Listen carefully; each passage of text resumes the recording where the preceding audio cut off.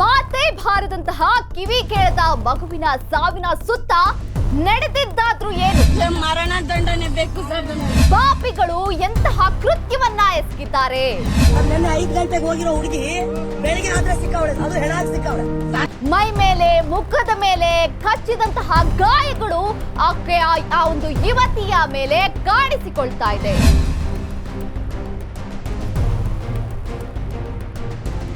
ನನ್ನ ತಂಗಿಗಾಗಿರೋದನ್ನೇ ಮರಣ ದಂಡನೆ ಬೇಕು ಸರ್. ನಮಸ್ಕಾರ, ಸಾಮ್ರಾಟ್ ಟಿವಿಗೆ ಸ್ವಾಗತ. ನಾನು ನಿಮ್ಮ ಶ್ರೀರಕ್ಷಾ ಹಿರೇಮಠ್.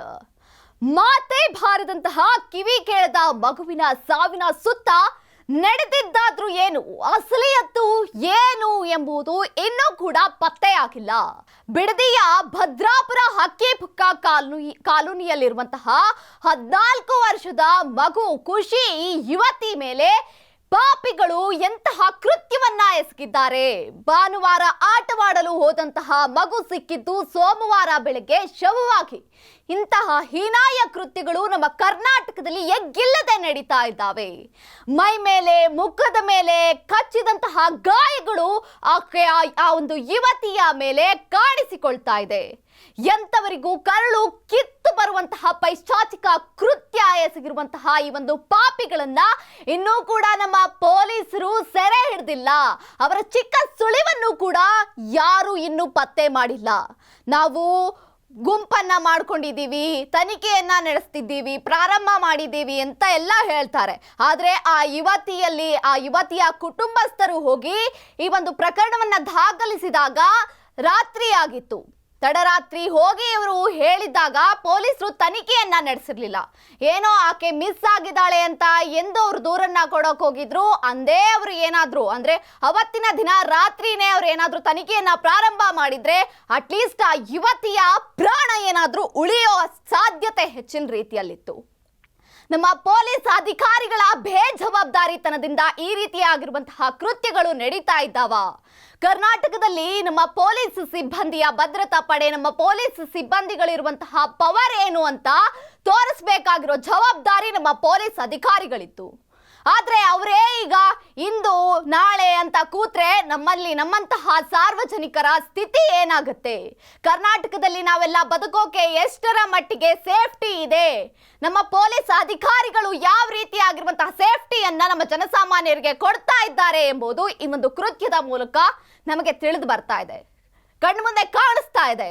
ರಾಮನಗರ ಜಿಲ್ಲೆಯ ಭದ್ರತಾ ಹಕ್ಕಿಪಕ್ಕಿ ಕಾಲೋನಿಯ ಬಳಿ, ಬಿಡದಿಯ ಹೊರವಲಯದಲ್ಲಿರುವಂತಹ ರೈಲ್ವೆ ಹಳಿಯ ಬಳಿ ಅಲೆಮಾರಿ ಹಕ್ಕಿಪಕ್ಕಿ ಸಮುದಾಯಕ್ಕೆ ಸೇರಿದ 15 ವರ್ಷದ ಅದು ಅಂಗವಿಕಲ ಬಾಲಕಿಯ ಮೇಲೆ ಮೃತದೇಹ, ಆಕೆಯ ಮೇಲೆ ಅತ್ಯಾಚಾರವನ್ನ ಎಸಗಿದ್ದಾರೋ, ಆಕೆಯನ್ನ ಕೊಲೆ ಮಾಡಿದ್ದಾರೋ ಇನ್ನೂ ಕೂಡ ಪತ್ತೆ ಆಗಿಲ್ಲ. ಮೃತದೇಹವನ್ನ ಈಗಾಗಲೇ ತನಿಖೆಗೆ ಅಂತ ಒಳಪಡಿಸಲಾಗಿದೆ. ಮೃತದೇಹದ ಒಂದು ಪರಿಸ್ಥಿತಿ ಯಾವ ರೀತಿಯಾಗಿತ್ತಂದ್ರೆ ಅಲ್ಲಲ್ಲಿ ಕಚ್ಚಿದ ಗಾಯಗಳು ಕಂಡು ಬರ್ತಾ ಇದೆ. ಆಕೆಯನ್ನ ಯಾವ ರೀತಿಯಾಗಿ ಆಕೆಯನ್ನ ಚಿತ್ರಹಿಂಸೆ ಮಾಡಿ ಕೊಂದಿದ್ದಾರೆ ಎಂಬುದು ಕಣ್ಣ ಮುಂದೆ ಕಾಣಿಸ್ತಾ ಇದೆ. ಆದ್ರೂ ಕೂಡ ಇನ್ನೂ ಆಕೆ ಯಾವ ರೀತಿಯಾಗಿ ಸತ್ಲು ಎಂಬ ಸುಳಿವು ಕೂಡ ಸಿಗ್ತಾ ಇಲ್ಲ. ಇನ್ನು ಮೃತದೇಹ ಪತ್ತೆಯಾಗಿ ಆಕೆಯ ದೇಹವು ರೈಲ್ವೆ ಹಳಿಯ ಬಳಿ ಪತ್ತೆಯಾಗಿತ್ತು. ಕ್ರೂರವಾಗಿ ಹಲ್ಲೆ ನಡೆಸಿ ಆಕೆಯ ದೇಹವನ್ನ ಹಳಿ ಬಳಿ ಎಸೆದಿದ್ದಾರೆ. ಯಾವ ರೀತಿಯಾಗಿ ಆಕೆಯನ್ನ ಕೊಂದಿದ್ದಾರೆ? ಈ ಪೊಲೀಸರು ಮಾಡ್ತಾ ಇರುವಂತಹ ಕೆಲಸವಾದ್ರೂ ಏನು, ನಮ್ಮ ಗೌರ್ಮೆಂಟ್ ಮಾಡ್ತಿರೋದಾದ್ರೂ ಏನು? ಈ ರೀತಿಯ ಕೃತ್ಯಗಳು ಎಗ್ಗಿಲ್ಲದೆ ನಮ್ಮ ಸಮಾಜದಲ್ಲಿ ನಡೀತಾ ಇದೆ. ಕರ್ನಾಟಕದಲ್ಲಿ ಒಂದಾದ ಮೇಲೆ ಒಂದು ಈ ರೀತಿ ಕೃತ್ಯಗಳು ನಡೀತಾ ಇದೆ. ಯಾಕೆ ನಡೀತಾ ಇದೆ ಎಂಬ ಪ್ರಶ್ನೆಯನ್ನ ಎಲ್ಲ ಅಧಿಕಾರಿಗಳು ನಿಮ್ಮ ತಲೆಯಲ್ಲಿ ಇಟ್ಕೊಂಡು ಯೋಚನೆ ಮಾಡಿ. ನಿಮ್ಮನೆ ಹೆಣ್ಮಕ್ಳಿಗೆ ಈ ರೀತಿ ಆಗಿದ್ರೆ ನೀವು ನ್ಯಾಯ ಒದಗಿಸ್ತಿದ್ರಿ ಅಲ್ವಾ? ಎಲ್ಲಾ ರೀತಿಯಾಗಿರುವಂತಹ ಸಮಾಜದಲ್ಲಿ ಏನೇ ನಡೆದ್ರು ಅಲ್ಲಿ ಹೋಗ್ತೀರಾ, ನಿಮ್ ಬೇಳೆ ಬಯಸ್ಕೋತೀರಾ, 4 ಲಕ್ಷ 5 ಲಕ್ಷ ಪರಿಹಾರ, 10 ಲಕ್ಷ ಪರಿಹಾರ ಅಂತ ಎಲ್ಲವನ್ನು ಮಾಡಿ ನಿಮ್ಮ ಬೇಳೆ ನೀವು ಬೇಯಿಸ್ಕೊಂಡು, ನಿಮಗೇನು ರಾಜಕಾರಣ ಬೇಕು, ನಿಮ್ಮ ರಾಜಕೀಯದಲ್ಲಿ ನಿಮ್ಮ ಮುಖ ಒಳ್ಳೆಯ ರೀತಿಯಾಗಿ ಕಾಣಿಸ್ಬೇಕು, ಸಾಂತ್ವನ ಹೇಳ್ತೀರಾ, ಭರವಸೆಯ ಮಾತುಗಳನ್ನ ಕೊಡ್ತೀರಾ, ವಾಪಸ್ ಬರ್ತೀರಾ. ಆದರೆ ಆ ಒಂದು ಕೃತ್ಯ ಆಗಿದ್ದಾದ್ರೂ ಹೇಗೆ, ಅದು ನಡೆದಿದ್ದು ಹೇಗೆ, ಇಲ್ಲ ಇದ್ರ ಬಗ್ಗೆ ತನಿಖೆಯನ್ನ ನಡೆಸ್ತೀವಿ, ಈಗಲೇ ಪರಿಹಾರವನ್ನ ನೀಡ್ತೀವಿ ಅಂತ ಎಲ್ಲ ಭರವಸೆ ಮಾತುಗಳನ್ನ ಕೊಟ್ಟು ಬರ್ತೀರಾ ಅಷ್ಟೇ. ನೇಹಾ ಪ್ರಕರಣದಲ್ಲಿ ಆಗಿದ್ದೇನು? ಇದೇ ತಾನೇ ನಮ್ಮ ಸಿಎಂ ಸಿದ್ದರಾಮಯ್ಯ ಅವರು ಹೋಗ್ಬಿಟ್ಟು ಈ ಒಂದು ನೇಹಾ ಪ್ರಕರಣಕ್ಕೆ ಸಂಬಂಧಿಸಿದಂತೆ ಇನ್ನು 2 ತಿಂಗಳಲ್ಲಿ ನ್ಯಾಯ ಒದಗಿಸ್ತೀವಿ ಅಂತ ಹೇಳಿದ್ರು. 1 ವರ್ಷ ಆದ್ರೂ, ಮೊನ್ನೆ 1 ವರ್ಷ ಆಯ್ತು, 1 ವರ್ಷ ಆದ್ರೂ ಅದಕ್ಕೂ ಪರಿಹಾರ ಸಿಗ್ಲಿಲ್ಲ. ಈಗೇನೋ ಕೇಸ್ ಓಪನ್ ಆಗಿದೆ ಅಂತ ಕೇಳಿ ಬಂದಿದೆ. ಈ ಒಂದು ಪ್ರಕರಣಕ್ಕೆ ಸಂಬಂಧಿಸಿದಂತೆ ಕೂಡ ಈಗ DCM DK ಶಿವಕುಮಾರ್ ಅವರು ಕೂಡ ಈ ಒಂದು ಮಹಿಳೆಯ ಮನೆಗೆ, ಅಂದ್ರೆ ಈ ಯುವತಿಯ ಮನೆಗೆ ಹೋಗಿ ಅವರ ಕುಟುಂಬಸ್ಥರಿಗೆ ಎಲ್ಲ ಸಾಂತ್ವನವನ್ನ ಹೇಳಿ ಸುಮಾರು 4,12,500 ರೂಪಾಯಿಯನ್ನ ಕೊಟ್ಟು ಬಂದಿದ್ದಾರಂತೆ. ಇವ್ರು 4 ಲಕ್ಷ ಕೊಡ್ತಾರೋ, 40 ಲಕ್ಷ ಕೊಡ್ತಾರೋ, ಅಥವಾ 40 ಕೋಟಿ ಕೊಡ್ತಾರೋ, ಯಾರಿಗ್ರಿ ಬೇಕು ನಿಮ್ ಪರಿಹಾರಧನ? ಆ ಒಂದು ಯುವತಿಯ, ಆ ಒಂದು ಪುಟ್ಟ ಬಾಲಕಿಯ ಸಾವು ಯಾವ ರೀತಿಯಾಗಿ ವಿಚಿತ್ರವಾಗಿ ನಡೆದಿದೆ ಎಂಬುದು ನಿಮ್ಮ ತಲೆಯಲ್ಲಿ ಇದೆಯಾ? ನಿಮ್ಮ ಬೇಳೆ ಬೇಯಿಸ್ಕೊಳ್ಳಕ್ಕೆ ನೀವು ಇಂಥ ಕೆಲಸವನ್ನ ಮಾಡ್ತೀರಾ? ಹೋಗ್ಬಿಟ್ಟು ನಿಮ್ಮ ರಾಜಕೀಯದ ಒಂದು ಅಸ್ತ್ರವನ್ನ ಈ ಒಂದು ಯುವತಿ ಏನು ಸತ್ತಿದ್ದಾಳೆ ಅದ್ರ ಮೇಲೆ ನಿಮ್ಮ ಬೇಳೆಯನ್ನ ಬೇಯಿಸ್ಕೊಳಕ್ ನೋಡ್ತೀರಾ. ಹೋಗ್ಬಿಟ್ಟು ಸಾಂತ್ವನ ಹೇಳೋದು, ಪರಿಹಾರವನ್ನ ಕೊಟ್ರೆ ಆ ಯುವತಿ ಜೀವ ಬರುತ್ತಾ? ನೀವು ಕೊಟ್ಟಿರೋ ಹಣದಿಂದ ಈ ರೀತಿಯಾಗಿರುವಂತಹ ಕೃತ್ಯಗಳು ನಮ್ಮ ಸಮಾಜದಲ್ಲಿ ಯಾಕೆ ನಡೀತಾ ಇದೆ ಎಂಬುದರ ಬಗ್ಗೆ ನೀವು ಸ್ವಲ್ಪ ಮಟ್ಟಿಗೆ ಯೋಚನೆ ಮಾಡಿ, ನಮ್ಮ ಭದ್ರತೆಯನ್ನ ಇನ್ನೂ ಹೆಚ್ಚು ಮಾಡಿ, ಈ ರೀತಿ ನಡೆದೇ ಇರೋ ತರ ನೋಡ್ಕೊಳ್ಳಿ, ನೋಡೋಣ. ನೀವು ಅಂದಾಗ ನಮ್ಮ ಉಪಮುಖ್ಯಮಂತ್ರಿಗಳು, ನೀವು ನಮ್ಮ CMಗಳು ಮುಂದೆ ನಮ್ಮನ್ನ ಕಾಪಾಡುವಂತಹ ಒಳ್ಳೊಳ್ಳೆ ಜನವನ್ನ ನೀವು ರಕ್ಷಣೆ ಮಾಡುವಂತಹ ಮಹಾನ್ ಭಾವರು ಅಂತ ನಾವಂದು ನಿಮ್ಮನ್ನ ಮೆಚ್ಕೊಳ್ತೀವಿ. ಈ ರೀತಿ ಪರಿಹಾರವನ್ನ ರೋಡಲ್ಲಿ ಹೋಗೋರು ಕೊಡ್ತಾರೆ. ಒಂದು ಅಧಿಕಾರಿಯ, ಒಂದು ರಾಜಕಾರಣಿಯಾಗಿ ನೀವು ನಮ್ಮ ರಾಜ್ಯದಲ್ಲಿರುವಂತಹ ಉಪಮುಖ್ಯಮಂತ್ರಿಗಳಾಗಿ 4 ಲಕ್ಷ ಪರಿಹಾರ ಕೊಟ್ಟು ಸಾಂತ್ವನದ ಮಾತು ಹೇಳಿ ಬಂದಿದ್ದೀರಾ. ಆದಷ್ಟು ಬೇಗ ನಾವು ಇದಕ್ಕೆ ಪರಿಹಾರವನ್ನ ನೀಡ್ತೀವಿ, ನ್ಯಾಯ ಒದಗಿಸ್ತೀವಿ ಅಂತ ಹೇಳ್ತೀರಾ. ಎಷ್ಟರ ಮಟ್ಟಿಗೆ ನ್ಯಾಯ ಒದಗಿಸಿದ್ದೀರಾ?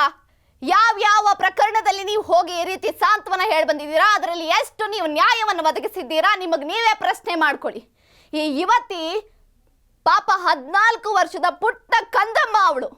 ಇಂತಹ ಯುವತಿಯ ಮೇಲೆ ಅಂತಹ ಪಾಪಿಗಳು ಕೃತ್ಯವನ್ನ ಎಸಗ್ತಾ ಇದ್ದಾರೆ. ಅದು ಅಲ್ಲಿ ನೆಟ್ಗೆ ಒಂದು ಲೈಟ್ ಇಲ್ಲ, ಯಾವುದೇ ರೀತಿಯಾಗಿರುವಂತಹ ಮೂಲ ಸೌಕರ್ಯಗಳಿಲ್ಲ ಆ ಒಂದು ಸ್ಥಳದಲ್ಲಿ. ಅಂತಹ ಸ್ಥಳದಲ್ಲಿ ಆ ಒಂದು ಯುವತಿಯನ್ನ ಆ ಪಾಪಿಗಳು ಯಾವ ರೀತಿಯಾಗಿ ಕೊಂದಿದ್ದಾರೆ ನೋಡಿ. ಆ ದೃಶ್ಯಾವಳಿಗಳನ್ನ ಯಾವ ರೀತಿಯಾಗಿದ್ದಾವೆ ಅಂತ ನಿಮ್ಮ ತಲೆಯಲ್ಲಿ ಸ್ವಲ್ಪ ತುಂಬಿಕೊಳ್ಳಿ. ಯಾಕೆ ಈ ರೀತಿ ನಡೀತಾ ಇದೆ? ರಾಜಕೀಯ ಅಂತ ನಿಂಬೇಳೆ ನೀವೇ ಬೇಯಿಸ್ಕೊಂಡು ಓಡಾಡ್ತಾ ಇದ್ರೆ ನಿಮ್ಮನ್ನ ಯಾಕೆ ನಾವು ಓಟಾಕ್ ಆರಿಸ್ಕೋಬೇಕು? ಇಂಥದೆಲ್ಲ ಬಂದು ಪರಿಹಾರ ಕೊಟ್ಬಿಟ್ಟು ನಿಮ್ಮ ಪಾಡಿಗೆ ನೀವು ಮನೆಗೆ ಹೋಗಿ ಪರಿಹಾರ ಕೊಡ್ತೀರಾ, ಹೇಳ್ತೀರಾ ಹೇಳಿಕೆಗಳನ್ನ, ಏನ್ ನಾಳೆನೇ ಮಾಡ್ತೀರಾ ಅನ್ನೋ ರೀತಿ. ಆದ್ರೆ ಏನ್ ಮಾಡಿರ್ತೀರಾ ನೀವು? ಪರಿಹಾರ ಕೊಡ್ತೀರಾ, ಮನೆಗೆ ಹೋಗಿ ಬ್ಲಾಂಕೆಟ್ ಹಾಕೊಂಡು ಮಲ್ಕೊಂತೀರಾ, ಆಮೇಲೆ ಏನಾಯ್ತು ಅಂತ ಈ ಕಡೆ ತಿರುಗು ನೋಡಲ್ಲ ನೀವು. ಇಂತಹ ಯುವತಿಯರು ಅದೆಷ್ಟೋ ಪ್ರಕರಣಗಳು ದಿನ ಬೆಳಗಾದ್ರೆ ನಡೀತಾನೆ ಇರ್ತವೆ. ಎಲ್ಲೋ ಒಂದು ರೀತಿಯಾಗಿರುವಂತಹ ಪ್ರಕರಣಗಳು ಆಚೆ ಬೀಳ್ತವೆ. ಆದ್ರೆ ಈ ರೀತಿ ಪ್ರಕರಣಗಳು ಯಾಕೆ ಎಗ್ಗಿಲ್ಲದೆ ನಮ್ಮ ಕರ್ನಾಟಕದಲ್ಲಿ ನಡೀತಾ ಇದೆ ಅಂತ ನಿಮಗೆ ಯೋಚನೆಗಳಾದ್ರೂ ಇದೆಯಾ? ಇಲ್ಲ ಅಲ್ವಾ? ಆ ಒಂದು ತಾಯಿ ನನ್ನ ಮಗಳಿಗೆ ಕಿವಿ ಕೇಳಿಸ್ತಾ ಇರಲಿಲ್ಲ, ಮಾತು ಬರ್ತಾ ಇರಲಿಲ್ಲ ಅಂತ ಯಾವ ರೀತಿ ಆ ತಾಯಿನೇ ಈಗ ಮೂಕ ಸ್ಥಿತಿಯಲ್ಲಿ ಹೋಗ್ಬಿಟ್ಟಿದ್ದಾರೆ. ಇರೋದು ಒಂದು ಮಗಳು, ಅವಳನ್ನ ಕಳ್ಕೊಂಡು, ಅದು ಅಂಗವಿಕಲ ಮಗಳು. ಆ ಒಂದು ಮಗಳು ಓದಕ್ಕೆ ಅಂತ ಹಾಸ್ಟೆಲಲ್ಲಿ ಇತ್ತು. ಇದೀಗ ಏನೋ ರಜಾ ದಿನಗಳಿರೋದ್ರಿಂದ ಮನೆ ಕೂಡ ಬಂದಿತ್ತು.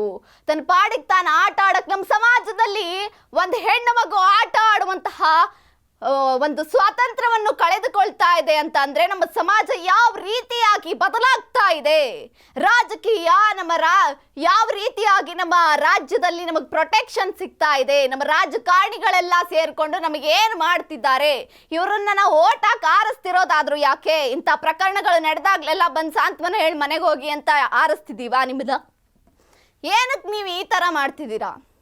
ಈ ತರ ಪ್ರಕರಣಗಳು ಆಗೋದಕ್ಕೇನೆ ಎಗ್ಗಿಲ್ಲದೆ ನಡೀತಾ ಇದೆ. ಯಾರು ಎಚ್ಚೆತ್ಕೊಳ್ತಾ ಇಲ್ಲ. ಯಾವ ಪೊಲೀಸ್ ಅಧಿಕಾರಿಗಳು ಹೇಳ್ತಾರಂತೆ, ನಾಚಿಕೆಗೇಡು ಅವ್ರಿಗೆಲ್ಲರಿಗೂ. ಯಾಕೆ ಹೇಳಿ? ರಾತ್ರಿನೇ ಅವ್ರ ತನಿಖೆಯನ್ನ ನಡೆಸಿದ್ರೆ ಆ ಒಂದು ಯುವತಿ ಏನಾದ್ರೂ ಉಳಿಬಹುದಿತ್ತು. ಬೆಳಗ್ಗೆ ನೋಡ್ಕೊಳ್ಳೋಣ ಅಂತ ಹೇಳ್ತಾರಂದ್ರೆ ಯಾವ ರೀತಿಯಾಗಿರುವಂತಹ ವ್ಯವಸ್ಥೆ ನಮ್ಮಲ್ಲಿ ಇದೆ ಎಂಬುದು ಕಂಡು ಬರ್ತಾ ಇದೆ.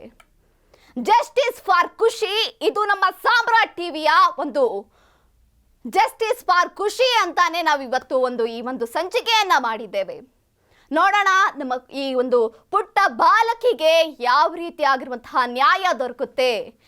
ನ್ಯಾಯ ದೊರಕಿಸ್ತಾರಾ ಅಥವಾ ತಮ್ಮ ಬೇಳೆಯನ್ನ ತಾವು ಬೇಯಿಸ್ಕೊಂಡು ಎಲ್ಲರೂ ತಮ್ಮ ಮನೆ ಕಡೆ ಹೋಗ್ತಾರಾ?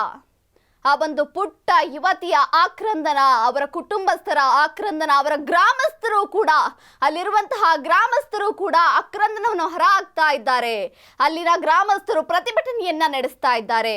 ಇದೆಲ್ಲದಕ್ಕೂ ಏನಾದರೂ ಒಂದು ಪರಿಹಾರ ಎಂಬುದು ದೊರೆಯುತ್ತಾ? ಜೀವ ಹೋಗ್ಬಿಟ್ಟಿದೆ, ಆದರೆ ನ್ಯಾಯ ಸಿಗೋವರೆಗೂ ಇದಕ್ಕೆ ಪರಿಹಾರ ದೊರೆಯಲ್ಲ. ನ್ಯಾಯ ದೊರೆಯುತ್ತಾ ಇಲ್ವಾ? ಏನಾಗುತ್ತೆ ಈ ಒಂದು ಪ್ರಕರಣ? ಮುಂದಿನ ದಿನಗಳಲ್ಲಿ ಮತ್ತೆ ಅಪ್ಡೇಟ್ ಕೊಡ್ತಾ ಹೋಗ್ತೀನಿ. ಅಲ್ಲಿವರೆಗೂ ನೋಡ್ತಾ ಇರಿ ಸಾಮ್ರಾಟ್ ಟಿವಿ. ಇದು ಸದಾನಂದ್ ಅವರೊಂದಿಗೆ.